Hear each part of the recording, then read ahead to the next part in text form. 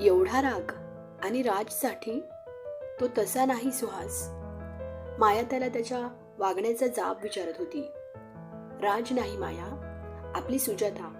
तिच्यावर चिडलो मी. पण सुहास, तुम्हाला माहीत आहे ना तिचे दुसऱ्यावर प्रेम आहे ते. म्हणूनच मला काळजी वाटते. राज खूप चांगला आहे, त्याच्या आशा नको वाढायला. खूप हर्ट होतं माया जेव्हा आपलं प्रेम दुसऱ्याचं होतं.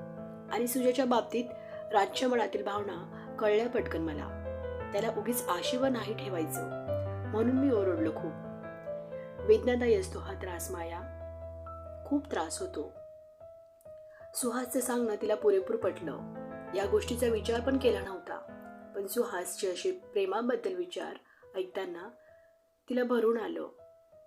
त्याचे भरून आलेले डोळे पाहून मायाला काहीतरी वेगळं वाटलं. नक्की त्याचं प्रेम होतं कुणावर तरी असं वाटलं. तो खिडकीतून एकटक पाहत होता. त्याचे डोळे भरून आले होते. बोलताना आवाज कंप पावत होता. यावरून तिलाही गहीवरून आलं. तिने मागून त्याला मिठी मारली असं त्याने डोळे पुसले आणि तिच्या छातीवर असलेल्या हातांना आपल्या हातात घेतलं आणि टर्न होऊन तिला मिठीत घेतलं. त्याने डोळे बंद केले आणि ही आवाज झाली.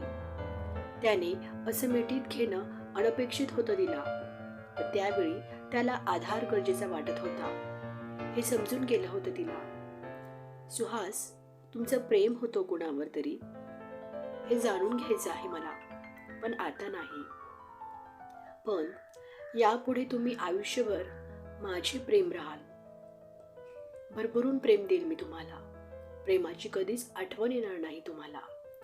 मायाने स्वतःशी पक्क ठरवलं. दुसऱ्या दिवशी भोगीची तयारी आणि संक्रांतीच्या लाडू वळण्याचा कार्यक्रम यातच दिवस गेला. मालेश्वर करून महाबळेश्वर यायचं ठरलं होतं.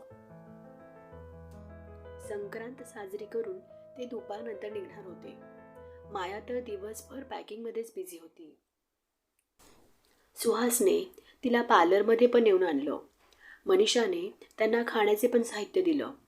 माया तर हवेत होती. दिवसभर पायाला थारा नव्हता. सुहास आपली शेताची सर्व कामं सांगून मित्र आणि गौरीला हॉस्पिटलचे सांभाळायला सांगून कार मेंटेन करून सोबत औषध वगैरे घेऊन तिथली राहायची व्यवस्था करून जायची तयारी करत होता. रात्रभर मायाच्या डोळ्याला डोळा लागला नाही. अजून काय काय राहिलं याचा विचार करत होती ती. शेवटी सकाळ झाली आणि संक्रांतीचा दिवस उजाडला. सकाळी ती लवकर उठली म्हणजे झोपलीच कुठे होती ती. उठली तर मनीषा समोरची फरशी धुवून रांगोळी काढत होती. थोडा वेळ ती बघतच राहिली. मनीषा टिपके जोडून पटापट रांगोळी बनवत होती. समोरच्या दारात पण एक मुलगी रांगोळी काढत होती. माया दुरूनच हे पाहत होती. तिने मस्त मोठी अंगणभर रांगोळी काढली होती. सडा सारवण केलं होतं. त्यावर ती रांगोळी खूपच सुंदर दिसत होती. माया आपणाला यातलं काहीच येत नसल्याने त्याचं खूप वाईट वाटलं तिला. पण नक्की शिकून घेऊ एवढं मनाशी ठरवलं आणि ती आंघोळीला गेली. काही वेळाने ती आवरून बाहेर आली आणि रूममध्ये गेली. सुहास उठून बाहेर गेला होता. ती साडी नेसून धुतलेले केस पुसत होती. तोच तिने झटकलेले केसांचे पाणी नुकताच आलेल्या सुहासच्या चेहऱ्यावर उडाले. तसा तो शहारला आणि हात आडवा धरला. त्याचे लक्ष तिच्यावर गेले. तसं ती हसत उभी राहिली. त्याने तिला पाहिलं आणि पुतळा होऊन पाहतच राहिला. तिने मस्त काळ्या रंगाची साडी म्हणजे सिल्क रंगाची साडी नेसली होती.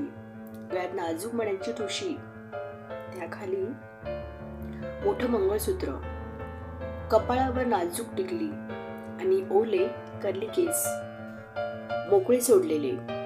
तो भान विसरून तिला बघत होता. ती हसत हसत लाजली आणि नजर खाली केली. तो हळूहळू तिच्या जवळ आला आणि तिच्या चेहऱ्यावरचे आलेले केस हळूच कानामागे सारले. तिचे केस पुन्हा पुढे येत होते. तो अजूनच जवळ गेला आणि थंड झालेल्या त्याच्या हाताने आणि त्याच्या ओठांच्या स्पर्शाने ती शहारली.